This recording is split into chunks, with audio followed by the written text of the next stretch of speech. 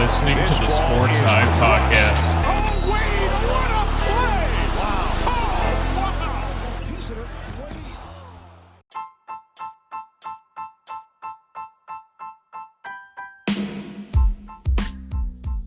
Good afternoon and welcome to the Sportz Hive Podcast, where we provide you with all of the buzz in the sports world. Today is Friday, February 21st, 2020.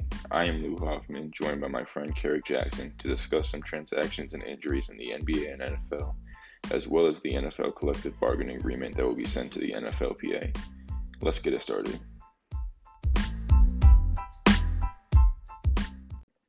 All right, Keric. So, first I just want to ask you, how are you doing today? I'm okay. I mean, nothing really special going on. Just hanging out, doing some chilling, work, getting stuff done. The usual. All right. Well, the first topic we're going to talk about is Reggie Jackson being bought out by the Detroit Pistons, and he is now joining the Los Angeles Clippers. First, I'll get your thoughts on this, and then I'll give my take on it as well. In my opinion, there's no doubt that it's more of a win for the Clippers than it is for the Pistons because, obviously Reggie Jackson was one of the Pistons' better, if not best, point guard going throughout this season. And now they're down to players like Derrick Rose and Luke Keric that they have to use at that one spot. And they don't really have players, I guess, that play around them really well. They just kind of have a mixture of many different types of players. And on the flip side, the Clippers get a really solid bench point guard to complement Patrick Beverley and Lou Williams. Yeah, this year, Reggie Jackson has only played in 14 games, but in those 14 games, he's averaged 15 points per game on 38, 78 splits, so not the best efficiency, but he does provide a better offensive game than Patrick Beverley, and obviously Patrick Beverley is known for mainly defense, but now they have a guy who can somewhat do both. For the Pistons, though, they already officially started their rebuild with Andre Drummond getting traded to Cleveland, but now they're completely just emptying it all out. They're starting guys like Thon Maker, Christian Wood, Sekou Doumbouya, who I actually really like, but they're ready. They're going for the future, which I think is good for them, and I think I could see Blake Griffin getting traded this offseason.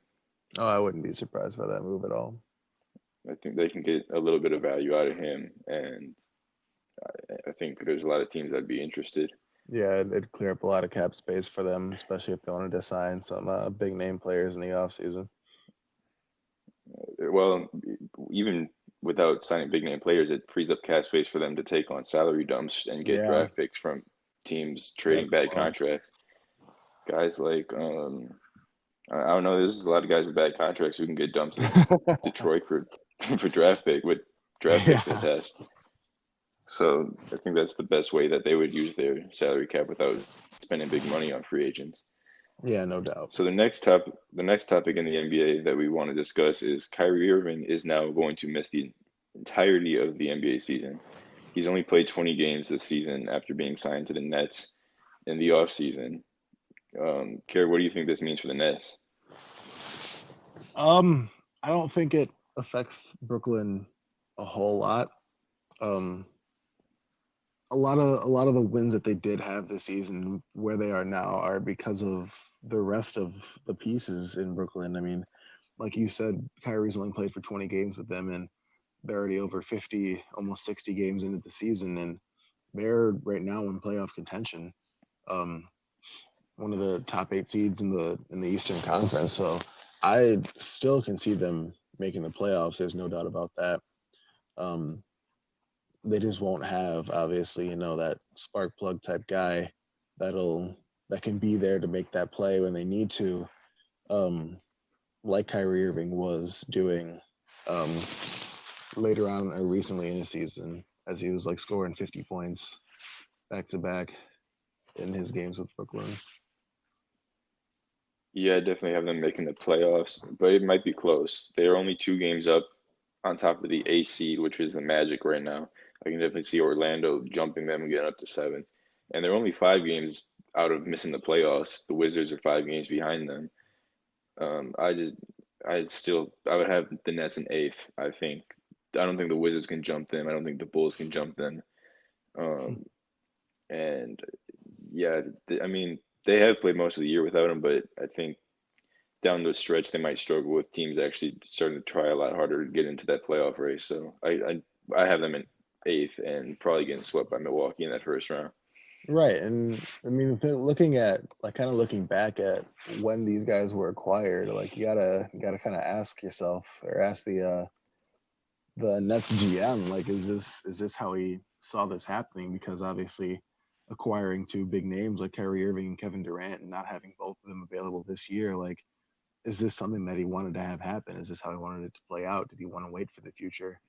And obviously, Right. you could say yes when it comes to Kevin Durant because you kind of knew he was going to be out this year, but Kyrie as well, it's kind of a toss Yeah, up there. I think they were planning on next year anyways, because I don't think they were planning on actually winning anything big this year with Kyrie. I think they thought they would make the playoffs, which they probably will, but I don't think they were planning on contending until KD actually came back. Yeah, I agree. And moving on to the NFL, the Redskins have released tight end Jordan Reed. He played 6 seasons for Washington and racked up 329 catches for 3,371 yards and 24 touchdowns. Um, Keric, what do you think about this move on both Jordan Reed's side and the Redskins side? I guess I kind of see some confusion on the Redskins part because they're giving up one of their better offensive weapons, in my opinion, that they've had in a long time, and especially a solid younger piece at the tight end position, which is something that you don't really see um, around the NFL that much because obviously you've got a couple of rookie tight ends that could be up and coming, like Jay Sternberger. Um, but besides that, a lot of them are kind of older guys. Like you've got still Greg Olson who's coming back, and you've got Jimmy Graham who's probably going to be on another contract pretty soon. But regardless, there's no doubt in my mind that Jordan Reed's going to be on a team by the time we get into next season. Yeah, I think, well, the thing for me is if Jordan Reed, my thing is, I feel like Jordan Reed he's never played more than 14 games in a season, and he hasn't played over 13 since 2015. But in those seasons, in 2015, he had 87 catches, 952 yards, and 11 touchdowns. That was really his career year, even though he made the Pro Bowl in 2016.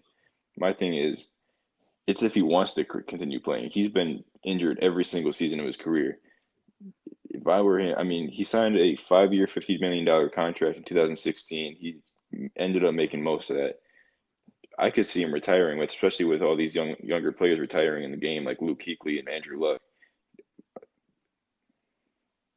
Yeah, that's definitely something that he's got to consider. I mean, because yeah, he has been hurt for a lot of his career, and I mean, so far it hasn't stopped him. But I mean, even you look at guys like J.J. Watt, who's been hurt so many times during his career, and now he got back in the playoffs. He still got to play this season, even though he was hurt for most of it.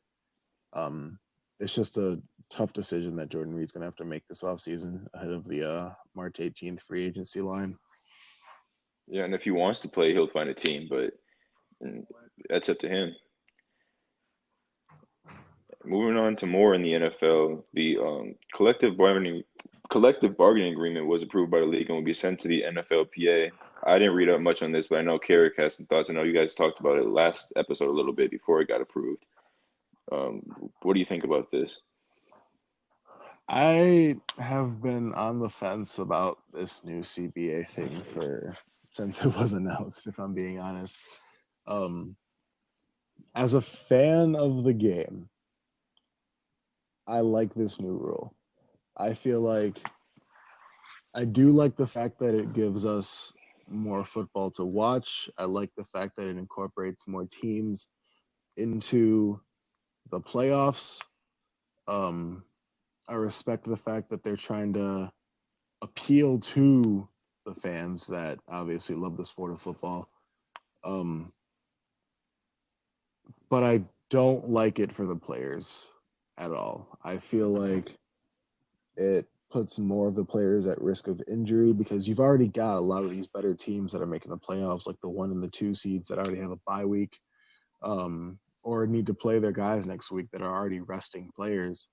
So I don't know if adding a 17th regular season game, especially to most of the teams that are, contending for that spot, because just that injury risk is so high when it comes to football. I couldn't tell you which way to go on this one. I mean, if it happens, great. It'll look good as from a fan standpoint, but as a player, kind of knowing what some of these guys go through, just like as a college football player myself, it's hard to see this being a positive for the players in this manner, and in ways, like I said in the Monday podcast, it's hard to tell which side the NFL front office is really on.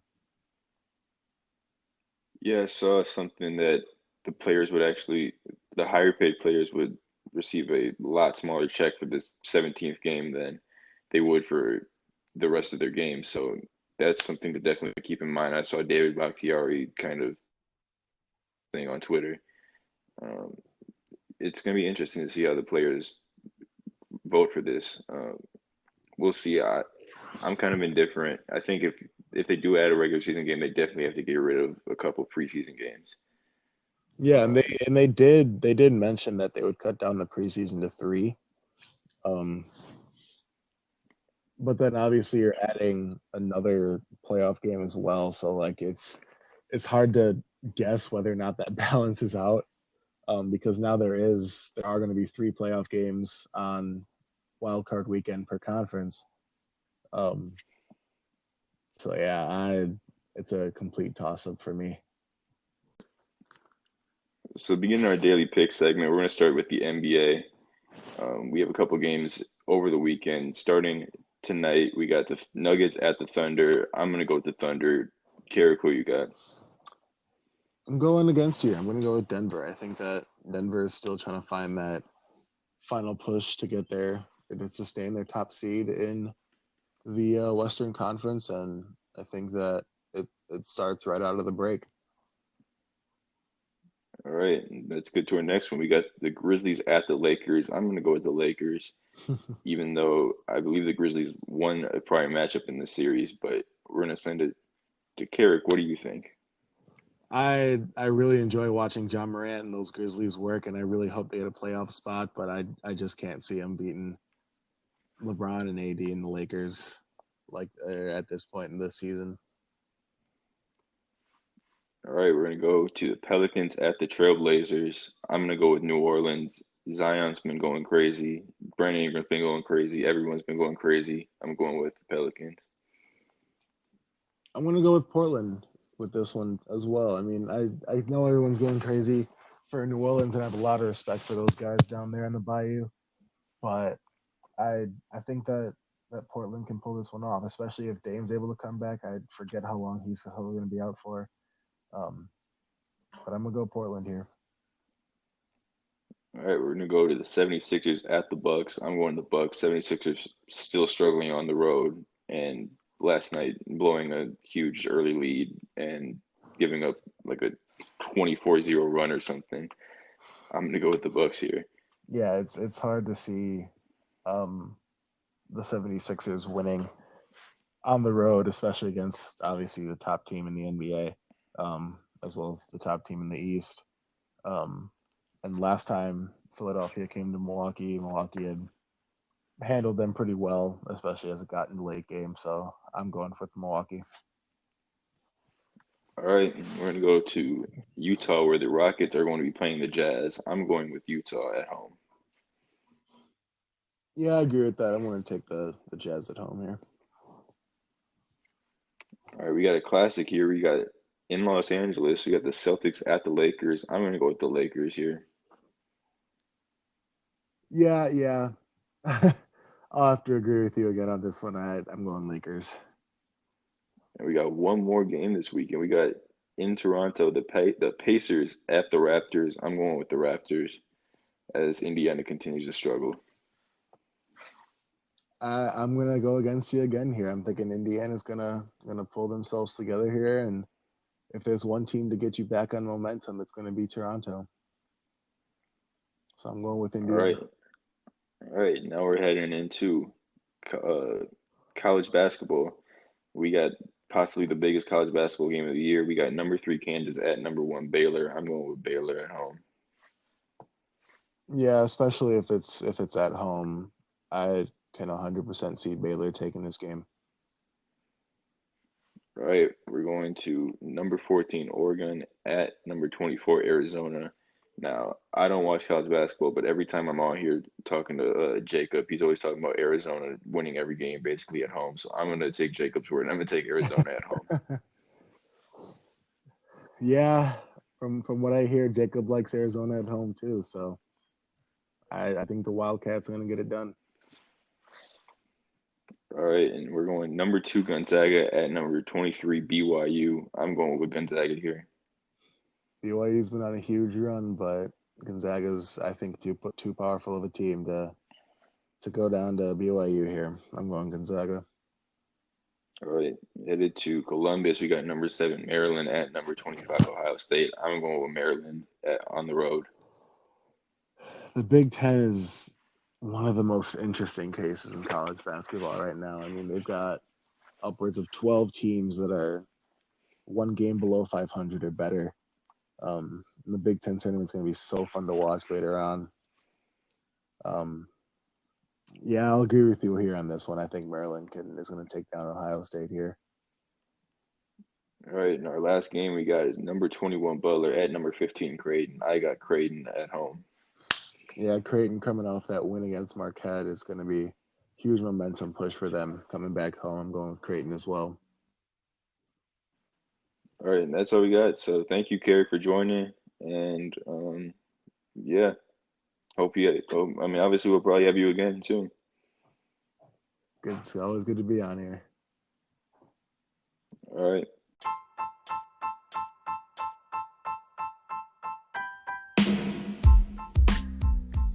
That is all we have today. Thank you for joining us.